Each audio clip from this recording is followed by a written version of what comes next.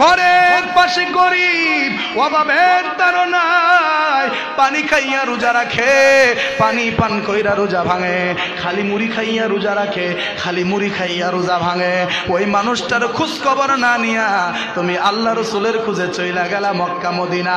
এই হজ্জের সাইরানারও কোনো মূল্য হবে না, এই হজ্জের দ্বারা আমার আল্লাহ সন্তুষ্ট হবে না। কারণ মানব সেবাটাই হচ্ছে পরম ধর্ম, মানুষের সেবা করাটাই হচ্ছে সবচাইতে বড় ধর্মের কাজ। এই মানুষের সেবা করার ব্যাপারে আমার আল্লাহর নবী রাহমাতুল লিল আলামিন হাদিসে মুবারকে বলেন, লা ইয়ারহামুল্লাহু মান লা ইয়ারহামুন নাস, লা ইয়ারহামুল্লাহু মান লা ইয়ারহামুন নাস।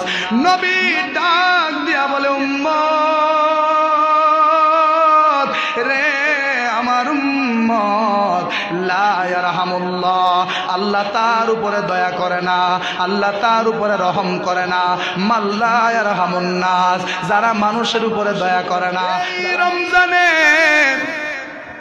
এমন অনেক মানুষ আছে ঘরের পাশে ফকির রাইখা, ঘরের পাশে অভাবী মানুষ রাইখা, ঘরের পাশে মিসকিন রাইখা, ওই লোকটা লাখ লাখ টাকা খরচ করে উমরাতে চইলা যায়, লাখ লাখ টাকা খরচ করে মক্কায় চইলা যায়, লাখ লাখ টাকা খরচ করে মদিনায় চইলা যায়। অথচ বাড়ির পাশে তার আপন চাচাতো ভাই, বাড়ির পাশে তার আপন বোন, বাড়ির পাশে তার আপন প্রতিবেশী, ওই লোকটা ইফতার করার জন্য ঘরের মধ্যে কিচ্ছু নাই, সাহরি করার জন্য ঘরের মধ্যে কিচ্ছু নাই, একবেলা খাবার পেটের মধ্যে ঢুকানোর জন্য কিচ্ছু নাই। ঘরের পাশে গরিব, অভাবের তাড়নায় পানি খাইয়া রোজা রাখে, পানি পান কইরা রোজা ভাঙে, খালি মুড়ি খাইয়া রোজা রাখে, খালি মুড়ি খাইয়া রোজা ভাঙে, ওই মানুষটার খোঁজ খবর না নিয়া তুমি আল্লাহ রসুলের খুঁজে চইলা গেলা মক্কা মদিনা। এই হজ্জের সাইরানারও কোনো মূল্য হবে না, এই হজ্জের দ্বারা আমার আল্লাহ সন্তুষ্ট হবে না। কারণ মানব সেবাটাই হচ্ছে পরম ধর্ম, মানুষের সেবা করাটাই হচ্ছে সবচাইতে বড় ধর্মের কাজ। এই মানুষের সেবা করার ব্যাপারে আমার আল্লাহর নবী রাহমাতুল লিল আলামিন হাদিসে মুবারকে বলেন, লা ইয়ারহামুল্লাহু মান লা ইয়ারহামুন নাস, লা ইয়ারহামুল্লাহু মান লা ইয়ারহামুন নাস। নবী ডাক দিয়া বলে, উম্মত রে আমার উম্মত, লা ইয়ারহামুল্লাহ, আল্লাহ তার উপরে দয়া করে না, আল্লাহ তার উপরে রহম করে না, মান লা ইয়ারহামুন নাস, যারা মানুষের উপরে দয়া করে না, যারা মানুষদেরকে দয়া করে না, গরিবদেরকে যারা সাহায্য করে না, মিসকিনদেরকে যারা সাহায্য করে না, গরিব মিসকিনদেরকে যদি আপনি মন থেকে দিল থেকে সাহায্য করতে পারেন, আর ওই সাহায্যটা যদি আমার আল্লাহর দরবারে কবুল হয়, আপনি উমরার চাইতে বড় সওয়াবের অধিকারী হবেন। কিন্তু লাখ লাখ টাকা খরচ কইরা তো আমরা উমরাতে চইলা যাই মক্কা মদিনা দেখার জন্যে, মক্কা দেখার জন্যে চইলা যায়, মদিনা দেখার জন্যে চইলা যায়, কিন্তু পাশে গরিব মানুষ অনাহারে মরতেছে, কষ্টে মরতেছে, সেই দিকে আমরা কোনো খোঁজ রাখি না। আপনি উমরা করেন, সেইটার জন্য আমি বাধা দেই না, উমরা করেন, এটা আপনার জন্য, এইটা আপনার জন্যই একমাত্র ওয়াজিব বা সুন্নত বা নফল যেইটাই হোক সেইটা আপনার জন্যে হয়ে গেল। কিন্তু আপনি যদি গরিবের দেখাশোনা করতেন, আপনি যদি মিসকিনদের পাশে দাঁড়াইতেন, ওই মিসকিন যদি বলতো, আল্লাহ যেই লোকটা আমার এত বড় উপকার করলো, আমার ঘরে একবেলা খাবার নাই, যেই লোকটা আমার ঘরে একবেলা খাবার আইনা দিল, আল্লাহ তুমি তারে উমরার সওয়াব দান কইরো। আল্লাহ লোকটা উমরায় যাওয়ার জন্য টাকা জমাইছিল, কিন্তু উমরায় যাইতে পারে নাই, আমার অসহায়ত্ব দেইকা, আমার অভাব দেইকা লোকটা উমরায় না গিয়া তার সমস্ত টাকা আমারে দান কইরা দিল, আল্লাহ এর বিনিময়ে তুমি তারে উমরার সওয়াব দান করিও।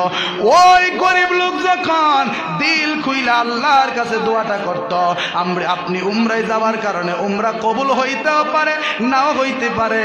কারণ উমরায় যাওয়ার পরে যদি আপনার উমরাতে ত্রুটি হয়, আপনি তাওয়াফ যদি ঠিকঠাক করতে না পারেন, উমরার যে ওয়াজিবগুলা যদি ঠিকঠাক পালন করতে না পারেন, তাইলে তো আপনার উমরা হলো না। আর আপনি যদি উমরাই না গিয়া ওই টাকাগুলা গরিবদেরকে আপনি দান করে দিতেন, ওই লোকটা দোয়া করলে ঘরে তাইকা উমরার সওয়াবের অধিকারী হয়ে যাইতেন। চিৎকার মেরে বলেন না সুবহানাল্লাহ। এবার অনেকের মনে প্রশ্ন বাজবে, তাহলে কি উমরার টাকা গরিবরে দিলাইতাম? আমি কোন জিনিসটা বোঝাইতে চাইতেছি, আপনি উমরা তো 1 বছর পরেও করতে পারবেন, কিন্তু এই টাকাটা যদি গরিবরে দিয়া দেন, একটা ফ্যামিলিরে যদি 1 লক্ষ টাকা দেন, ওই ফ্যামিলিটা মুহূর্তের ভিতরে দাঁড়ায়া যাবে। কথা ঠিক কিনা? এর পরবর্তী বছর আপনি উমরাতে যান না, বা উমরার টাকা জোগাড় করছেন, উমরার জন্য উমরাতে যান, আলাদা কিছু টাকা তাদেরকে দিয়ে যান, কিন্তু দেখা যায় আপনার পকেটে লাখ লাখ টাকা, গরিবে হাত পাচ্ছে 2টা ভিক্ষা বাইর না পকেট থেকে। শুনলে অবাক হবেন, যাদের জবান দিয়া মানবতার কথা শুনি, যাদের জবান দিয়া গরিবদের পক্ষে কথা বলো, গরিবদের পাশে দাঁড়াও, এইরকম বক্তব্য শুনি, খোঁজ নিয়ে দেখি এরা নিজেরাই গরিবরা একটি ভিক্ষা দেয়। এইরকম বহুত আমার নজরে পড়ছে। মিয়া গরিবরা লাগে ওয়াজ করে ফাটা দিতেছে, কিন্তু গরিব রেখে ভিক্ষা দিতে গেলে তার শৈল জ্বলে, বাইরে না সহজে। 4টা টাকা যদি এই গরিবরে 5টা টাকা দিলে আমার 100 টাকার থেকে 5 টাকা ভাঙতি পড়লো, 1 লাখ টাকার থেকে 5 টাকা কমলো, 1 কোটির থেকে 5 টাকা কমলো, এই হিসাব করে।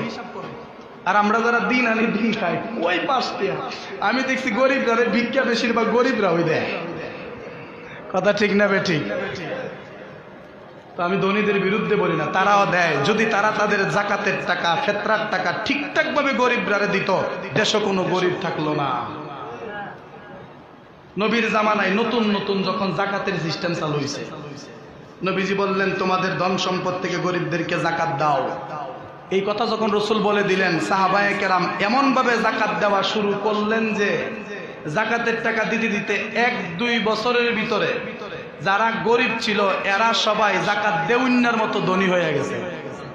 এখন এরা জাকাতের টেহালে রাস্তাত বই রয়েছে, নেউন্না নাই। সুবহানাল্লাহ কইনা। এরা জাকাতের টাকালে রাস্তায় বই রয়েছে। যারা রে গত বছর জাকাত দিছে, যারা রে মানুষে গত বছর জাকাত দিছে, যারা জাকাতের টাকা খাইছে, এরা পরবর্তী বছর জাকাতের টেহালে ঘুরে দেউন্না মানুষ পানা। তার মানে জাকাত কি তারা মনে করেন আমরার মতো দিছে? যা আইন হইছে তাই দিছে। মানে যতটুকুন আইন আল্লাহ করছেন ততটুকুন দেওয়ার কারণে গরিবরা ধনীতে পরিণত হয়ে গেছে। কিন্তু আমরা কই, তুই 1 তলা বিল্ডিং তুলছ, আমি 1.5 তলা যদি না তুলি তাহলে হইলো আর কেমনে? 1 লাখ টাকার মালিক আর আমি 1000 টাকার মালিক, আমার তো লাখ টাকার অন লাগবে। বা দেখা যায় ধনী যারা, আমরা গরিবরা ইজ্জত করতে জানি না। গরিব যারা, তারা ধনীদেরকে যথাযথ সম্মান করতে জানি না।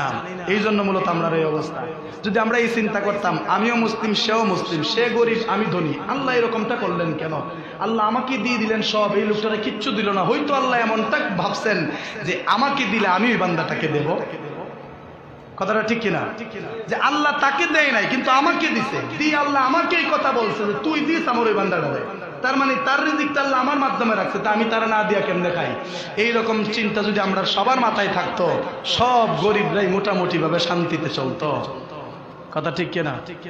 আজকে অভাবের কারণে, যেমন আমি কিছু সামাজিক কথা বলতেছি কেন, সমাজের মধ্যে এমন কিছু গরিব আছে যারা আপনার কাছে হাত পাততে পারে না। সমাজের মধ্যে এমন কিছু গরিব আছে যারা আপনার কাছে হাত পাইতে 20 টাকা ভিক্ষা নিব। কিন্তু সমাজে তাদের আড়ালে এমন কিছু গরিব আছে, না পারবে তারা অভাব সইতে, না পারবে তারা সম্মানের কারণে কোনো মানুষের কাছে হাত পাততে। এরকম মানুষ আছে না নাই? সংসারে অভাব কিন্তু কারো কাছে হাত পাততে পারতেছে না, লজ্জা। এরার কষ্টটা বেশি, কিন্তু কারণ এরা তো লজ্জা শরম ছাইড়ে দিয়ে চাইলেই পারে, কিন্তু তারা তো চাইতে পারে না। এই জন্য তাদেরকে খুঁজে বার করার দায়িত্ব আমরা।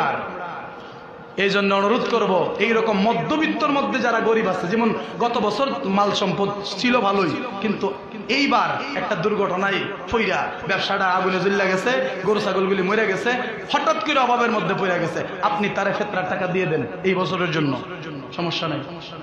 আপনি তাকে এই বছরের জন্য জাকাতের টাকা দিয়ে দেন। সে যদি আবার স্বাবলম্বী হয়ে যায়, সে ফিতরা খাইতে পারবে না, জাকাত খাইতে পারবে না। কিন্তু হন দেখা যায় ফিতরার টাকা খাইবার লাগে ধনীরা গরিব সাজে।